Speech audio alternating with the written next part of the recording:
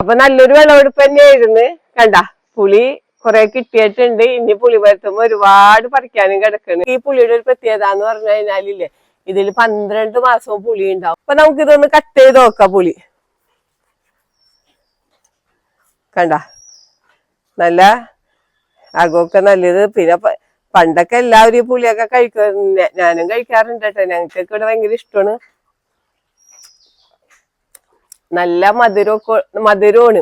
നമുക്ക് ശരിക്കും പറഞ്ഞാൽ ഇതിൽ വെളിച്ചെണ്ണയൊക്കെ ഒഴിച്ച് പച്ചമുളക് ഇട്ടുകഴിഞ്ഞാല് നമുക്ക് ചോറിനാനൊക്കെ നല്ല ടേസ്റ്റാണ് ഈ പുളിയുടെ ഉള്ളില.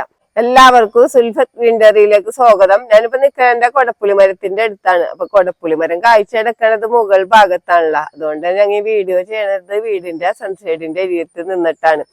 അപ്പൊ നമ്മുടെ ഒരു 10 വർഷം പ്രായമായ ഒരു മരമാണ്.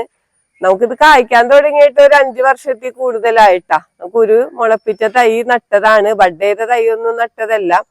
എങ്കിൽ കൂടിയും കണ്ട ചെറിയ മരമാണ്.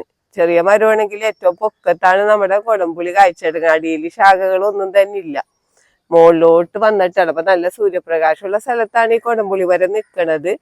നന്നായിട്ട് തന്നെ കായ്ച്ചിട്ടുണ്ട്. കണ്ട കൊമ്പുമ്മലൊക്കെ കൊടംപുളി കായ്ച്ചിട്ട് കൊമ്പൊക്കെ മുകളിലത്തെ കൊമ്പൊക്കെ ഇങ്ങനെ ഒടിഞ്ഞ് കിടക്കണേണ് കാച്ചിന്. കണ്ട അത്ര കൊടംപുളി നമുക്ക് കായ്ച്ചിട്ടുണ്ട്. എല്ലാ വർഷവും ഇതേപോലെ തന്നെയാണ് കായ്ക്കണത്. ഏത് സമയത്തും ഇങ്ങനെ വീണോണ്ടിരിക്കും.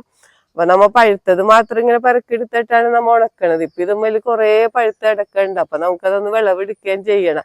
നമ്മുടെ കൊടംപുളി മരം എന്ന് പറഞ്ഞു കഴിഞ്ഞാല്, കൊടപ്പുളി എന്ന് പറഞ്ഞു കഴിഞ്ഞാല് ഭയങ്കര ടേസ്റ്റി ആയിട്ടുള്ളതാണ്. കറയൊന്നുമില്ല. നമുക്ക് കറിയിലൊക്കെ ഇട്ടാലൊക്കെ പച്ചന് ഇട്ടാലും നല്ല ടേസ്റ്റ് ആണ്. അതേപോലെ നമുക്ക് അച്ചാറിടാനും ഉപ്പിലിടാനൊക്കെ പറ്റിയൊരു കൊടംപുളിയാണ് ഇത്. ചില കൊടപ്പുളികൾക്കൊക്കെന്ന് വെച്ച് കഴിഞ്ഞാല് കറയൊക്കെ ഉണ്ടാകുമല്ലോ, ഒരു കയ്പൊക്കെ ഉണ്ടാവും. നമ്മുടെ കൊടപ്പുളി നല്ല ടേസ്റ്റി ആയിട്ടുള്ള കൊടപ്പുളിയാണ്. അപ്പൊ നമുക്ക് കൊടംപുളി മരം എന്ന് പറഞ്ഞാൽ നമുക്ക് പ്രത്യേകിച്ച് ഒരു പരിചരണം ഒന്നും വേണ്ടാത്ത ഒരു മരം. വളവും ഇടേണ്ട, നനയ്ക്കാൻ വേണ്ട, ഒന്നും വേണ്ട. അത് സമയാസമയങ്ങളിൽ ഇങ്ങനെ കായ്ച്ചുകൊണ്ടിരിക്കും. പിന്നെ നമുക്ക് ഉണക്കി എടുക്കാനാണ്. നമുക്കിപ്പോ ഇത് വർഷക്കാലത്താണല്ലോ ഇതിന്റെ കായ് ഉണ്ടാവണതും പഴുക്കണതൊക്കെ. അപ്പൊ ഉണക്കി എടുക്കാനാണ്. നമ്മ പറവൊക്കെ കെട്ടിയൊക്കെ നമ്മ ഉണക്കി എടുക്കണം. അല്ലെങ്കിൽ ഡ്രയറൊക്കെ ഉണ്ടെങ്കിൽ ഡ്രയറിലൊക്കെ ഇട്ട് ഉണക്കി എടുക്കാം. പിന്നെ ഈ പ്രാവശ്യം എന്ന് വെച്ചാൽ അത്യാവശ്യം നല്ല വെയിൽ തന്നെ ഉണ്ട്. എന്നുവെച്ചാൽ മഴയൊക്കെ കുറവാണ് പകലൊക്കെ. അതുകൊണ്ട് തന്നെ നമുക്ക് ഉണക്കാനൊന്നും വലിയ ബുദ്ധിമുട്ടൊന്നും വന്നിട്ടില്ല. അപ്പൊ നമുക്ക് പഴുത്തതൊക്കെ കുറച്ച് വിളവെടുക്കാട്ടോ. കണ്ട നമുക്കിപ്പോ തോട്ടി വെച്ചിട്ടാണ് നമ്മിപ്പോ വിളവെടുക്കണത്. കണ്ട വലമുള്ള തോട്ടിയാണ്. അപ്പൊ നമുക്ക് ഈ തോട്ടി ഭയങ്കര ഉപകാരമുണ്ട്. ഇങ്ങനത്തെ തോട്ടി നമുക്ക് എല്ലാം മാങ്ങ പറിക്കാനായാലും ചക്ക പറിക്കാനായാലും പുളി പറിക്കാനായാലും ഒക്കെ ഉപകാരമുള്ള ഒരു തോട്ടിയാണിത്. കണ്ട പുളി പറിക്കുമ്പോന്ന് വെച്ചാൽ നമ്മ പഴുത്തത് മാത്രമേ നമ്മിപ്പോ, ഞാൻ പറയല്ല, ഇത് വീണ് കിട്ടും. ഡെയിലി നമുക്കിങ്ങനെ വീണോണ്ടിരിക്കും. ഇപ്പൊ നമ്മിപ്പോ കുറച്ച് മാത്രമേ നമ്മിപ്പോ വിളവെടുക്കണുള്ളൂ. ഇതിൽ പച്ചയും പഴുത്തതൊക്കെ കൂടിയാണ് മരത്തുമുള്ളത്. അത് നമ്മ തോട്ടിയൊക്കെ വെച്ച് പറിക്കുമ്പോ നമുക്ക് അധികം പച്ചയും വീഴും. പഴുത്തതൊക്കെ നമുക്ക് ഇങ്ങനെ തൊട്ടേനെ നിലത്തേക്ക് വീഴോട്ടിത്. കണ്ട ഇഷ്ടം പോലെ നമുക്ക് ഏത് സമയം ഇങ്ങനെ വീണ് കിട്ടണ. കണ്ട അപ്പൊ നമുക്ക് പറിക്കൊന്നും വേണ്ട. ശരിക്കും കൊടംപുളി മരം നമുക്ക് ഇങ്ങനെ വീണ് കിട്ടണോണ്ട് തന്നെ നമുക്ക് എളുപ്പമാണ്. പിന്നെ ഞങ്ങളുടെ വീടിന്റെ മുറ്റത്ത് തന്നെ നിൽക്കണ മരമാണ് ട്ടാ. അപ്പൊ മണ്ണിലൊന്നല്ല ഇത് വീഴണത്, ഇത് ടൈലുമല വീഴണത്. അതുകൊണ്ട് തന്നെ പുളിമേലൊന്നും ഒരു മണ്ണൊന്നും ആവൂല നമുക്ക്. കണ്ട നല്ല പുളിയാണിത്.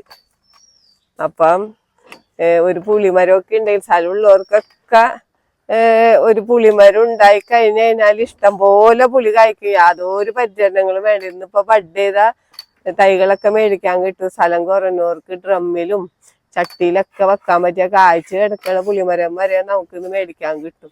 ഒരു പുളിമരമൊക്കെ വീട്ടിലുള്ളത് എപ്പോഴും നല്ലതാണ്. ഇതാണ് നമ്മുടെ കൊടംപുളിമരം. അപ്പൊ നമ്മുടെ കണ്ട വീടിന്റെ മുറ്റത്ത് തന്നെയാണ് നിക്കണത്. പുളിയൊക്കെ ടൈലിലോട്ടാ വീഴുള്ളൂ. കണ്ട അപ്പൊ അതുകൊണ്ട് മണ്ണൊന്നും ആവൂല പുളിമൽ എന്ന് പറഞ്ഞല്ല. അപ്പൊ വീടിന്റെ മുറ്റത്ത് നല്ലൊരു തണലാണ്ട് ഈ കൊടംപുളിമരം വീടിന്റെ മുറ്റത്ത് നിൽക്കണോണ്ട് തന്നെ ഭയങ്കര ഒരു കൂളിംഗ് ആണ്. നല്ല തണലും ആണ്. ഇതിന്റെ നല്ല കട്ടിയുള്ള ഇലകളാണല്ലോ ഈ പുളിമരത്തിൻ്റെത്. അത് കണ്ട ഇതേപോലെയാണ്. നമുക്ക് ഇവിടെ നിന്ന് താഴെ നിന്ന് നമുക്ക് കുറെയൊക്കെ പറിച്ചെടുക്കണ്ട. താഴെ നിന്ന് ഇതേപോലെ കാഴ്ച കിടക്കുന്നതാണ്. കണ്ട കൊമ്പൊക്കെ ചെറിയ കമ്പൊക്കെ നിറച്ച് പുളിയാണ്. കണ്ട അപ്പൊ നല്ലൊരു വിളവെടുപ്പ് തന്നെയായിരുന്നു.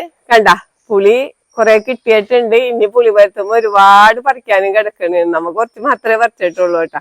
അപ്പൊ പല സൈസിലുള്ള പുളികളാണ് കേട്ടോ നമ്മുടെ മരത്തുമ്മല്. എന്നുവെച്ചാൽ ഓവർ അധികം വലിപ്പോയി കഴിഞ്ഞാലില്ലേ പുളി ഉണക്കി എടുക്കാൻ ഭയങ്കര ഇത് നമുക്ക് ഉണക്കി എടുക്കാനൊക്കെ പറ്റിയൊരു പുളിയാണ്. പിന്നെ നമുക്ക് ഈ പുളിയുടെ ഒരു പ്രത്യേകത എന്ന് പറഞ്ഞു കഴിഞ്ഞാലില്ലേ ഇതിൽ 12 മാസവും പുളി ഉണ്ടാവും. നമുക്ക് പച്ചപ്പുളിയൊക്കെ ഇങ്ങനെ ഇടക്കിടക്ക് കിട്ടിക്കൊണ്ടിരിക്കും. അപ്പൊ അങ്ങനത്തെ ഒരു പുളിമരവും കൂടിയാണ് ഇത്. അപ്പൊ നമുക്ക് ഇതൊന്ന് കട്ട് ചെയ്ത് നോക്കാം. പുളി കണ്ട നല്ല അകമൊക്കെ നല്ലത്. പിന്നെ പണ്ടൊക്കെ എല്ലാവരും ഈ പുളിയൊക്കെ കഴിക്കാറുണ്ട്, ഞാനും കഴിക്കാറുണ്ട് കേട്ടോ. ഞങ്ങൾക്കൊക്കെ ഇവിടെ ഭയങ്കര ഇഷ്ടമാണ്. നല്ല മധുരമാണ്. നമുക്ക് ശരിക്കും പറഞ്ഞാൽ ഇതില് വെളിച്ചെണ്ണയൊക്കെ ഒഴിച്ച് പച്ചമുളക് ഇട്ടുകഴിഞ്ഞാല് നമുക്ക് ചോറിനാനൊക്കെ നല്ല ടേസ്റ്റാണ് ഈ പുളിയുടെ ഉള്ളില. അപ്പം നമുക്ക് കണ്ട പഴുത്ത് ഇങ്ങനെ കിട്ടിക്കഴിഞ്ഞാൽ നമുക്ക് ഇതെല്ലാം നമുക്ക് കഴിക്കുകയും ചെയ്യാം. അപ്പൊ നമുക്ക് പച്ചരി നമുക്ക് മീൻകറിയിലൊക്കെ ഇടാന്ന് പറഞ്ഞല്ല. ഇനി നമ്മ ഉണക്കി വെക്കാനാണെങ്കിൽ നമുക്കിത് 2 പീസായിട്ട് ഉണക്കാം. അല്ല എങ്കിൽ ചെറിയ പീസാക്കി കഴിഞ്ഞാൽ പെട്ടെന്ന് തന്നെ ഉണങ്ങി കിട്ടും. അത് നമുക്കൊരു 10 ദിവസമൊക്കെ വെയിലത്തൊക്കെ ഇടുകയാണെങ്കിൽ ഒരു 10 ദിവസമൊക്കെ വേണോട്ടെ നമുക്ക് കുടംപുളി ഉണങ്ങി കിട്ടാനായിട്ട്. അപ്പൊ ഡ്രയറൊക്കെ ഉണ്ടെങ്കിൽ നമുക്കൊരു 3 ദിവസം കൊണ്ട് തന്നെ കുടംപുളി ഉണങ്ങി കിട്ടും.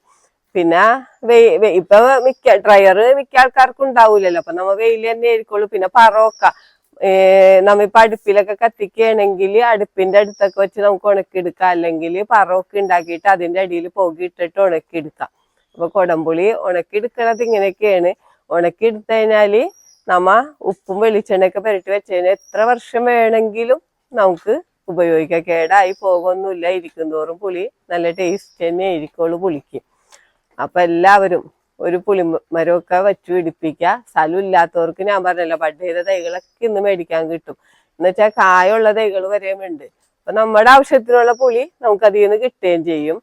പിന്നെ യാതൊരു പരിചരണങ്ങളൊന്നും വേണ്ട.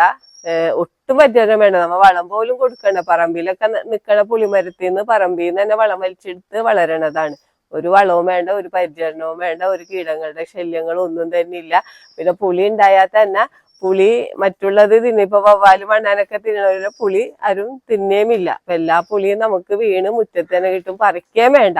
അപ്പൊ എല്ലാവരും ഒരു പുളിമരമൊക്കെ വെച്ച് പിടിപ്പിക്കണം.